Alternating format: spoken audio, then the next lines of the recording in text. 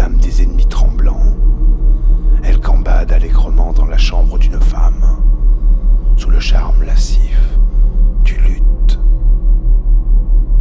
Mais moi, qui ne suis pas formé pour ces jeux folâtres, ni pour faire les yeux doux à un miroir amoureux, moi qui suis rudement taillé et qui n'ai pas la majesté de l'amour pour pavaner devant une nymphe aux coquettes allures, moi, en qui est tronquée toute noble proportion, moi que la nature décevante a frustré de ses attraits, moi qu'elle a envoyé avant le temps dans le monde des vivants, difforme, inachevé, toute plus à moitié finie, tellement estropié et contrefait que les chiens aboient quand je m'arrête près d'eux.